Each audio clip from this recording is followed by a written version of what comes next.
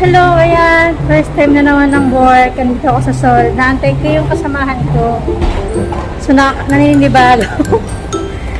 Ayan, magagalaw-galaw na yung ating mga bell-bell. Tapos na rin ang ating pahinga. Tapos na masayang araw. Back to work na. Back to work na ulit.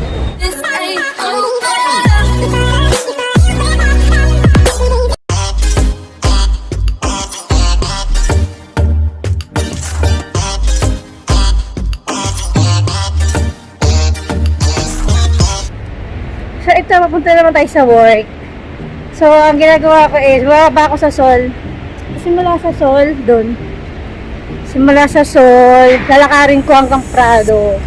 So, mga 10 minutes walking yan. Lalo na ngayon pag ang init, masakit sa ulo, maglakad-lakad. Kahit sa umaga ako, pag natutukar ako sa hapong Pulamanana, ang init din. So, kaya nagsumbrero na ako ngayon. Pero kapag uwi ako ng gabi, hindi na siya mainit. Kasi wala na, sombra na wala ng sol pagka uwi ako ng hapon. Ang lang dito, malayo nilalakad. Hindi ka to dati dun sa trabaho ko. Before, andun na kagad yung metro, ilang lang, nandun ka na sa trabaho. Pero ngayon, ang layo nilalakad. Pakita ko sa inyo yung dadaanan ko.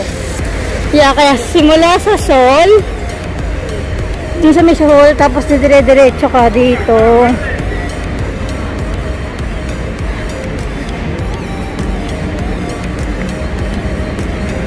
Yan, dire-diretso yung lakarin. Hindi ko kasi alam kung may bus. Pagka pwede ka naman bumaba naman sa may Bangko Espanya, pero hindi ko alam kung anong bus. So, ang ginagawa ko na, nilalakad na lang. Ganun ang ginagawa namin, nilalakad na lang namin. So, dadaanan ko yung kongreso dito. Kongreso ng... Dito ako lagi dito sa parte nito na kanan. Pero pagka umaga, ang init dito sa parte na to, kaya kung saan yung may sombra, doon ako naglalakad. Sobra.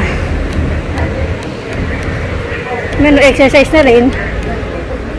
So, 5 pa naman ang time ko. May sa trabaho ng alas 4, pero maaga-aga pa yun. Ang ginagawa ko minsan, umuupo lang ako doon kasi sa tapat ng tenda namin is may parke. So, umuupo ako na kapag maaga pa. Yun lang, kailangan dahil summer na is water. Inom lang ng water. Kasi kung may pamaypay, may hor. Kasi wala akong pamaypay, wala kayong pamaypay eh. Kaya taste na lang.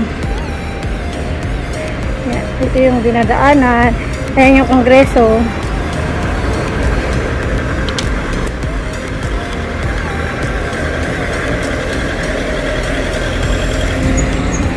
Ayan. So, yung bandera na yon means, is sa mga gay. So, every June yun. Sineselebrate.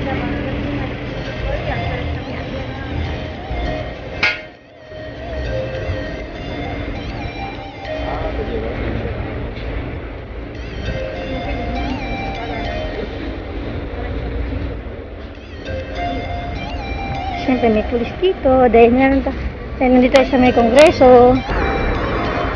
Ayun, kongreso. Sobrang layo lang. Tapos kapag mainit, nakakapanghina. Di ba pa naglalakad tayo?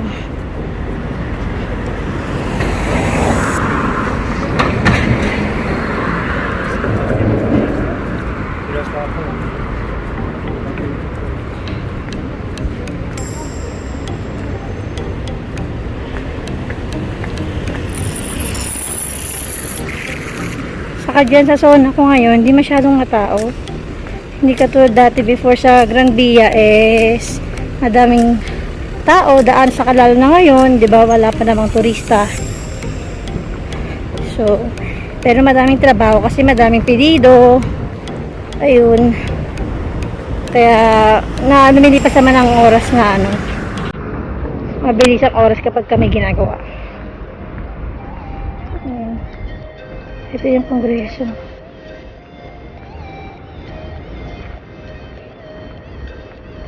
Tapos yung ibang ano nila dito, yung ibang hotel is nakasarado pa.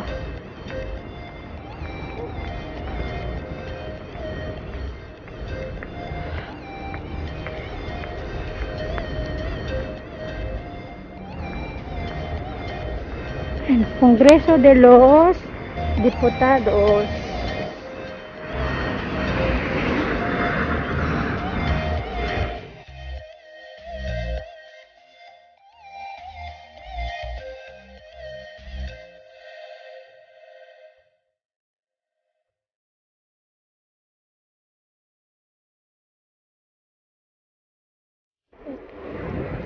Ayan siya.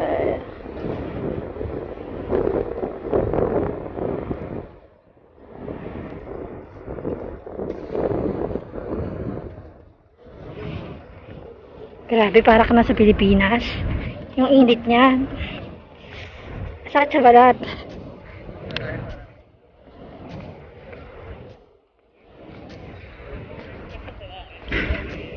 Pero gustong-gusto nila yan, yung mga taga dito. Kaya magbilad-bilad sa araw. Para magkaroon ng morena skin. Grabe, so may mga may mga terasa na dyan. Since nung nag-start ako magtrabaho, naka-open na itong mga to. Pero katulad na iba katulad niya, yung paano na to, yung yan, naka-close. Katulad to, sarado pa siya.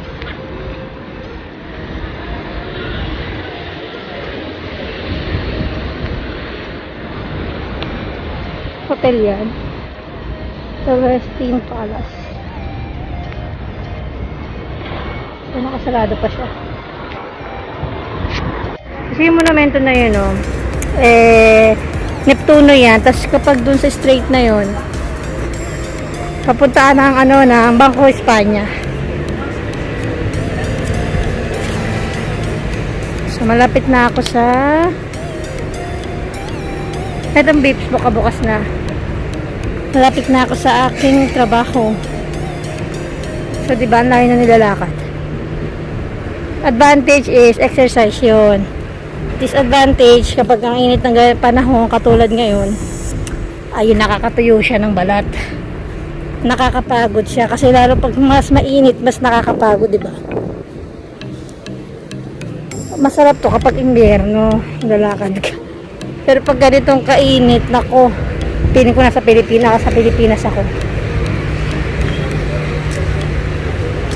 Ito din nakasarado pa rin. Buti na lang dito sa tapat ng tenda namin is maraming puno, parke siya.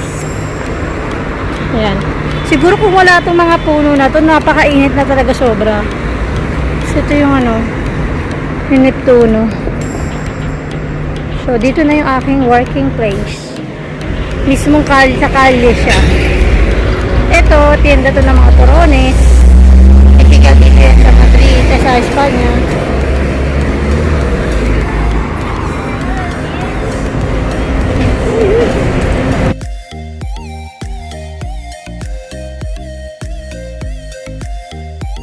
Yung parko.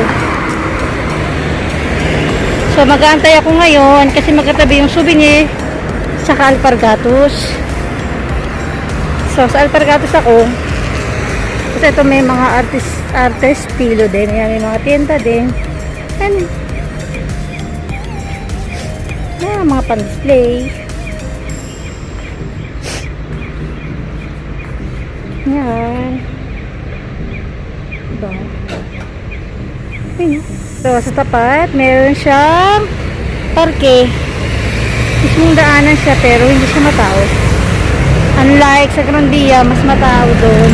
Maraming dumadaan na pa.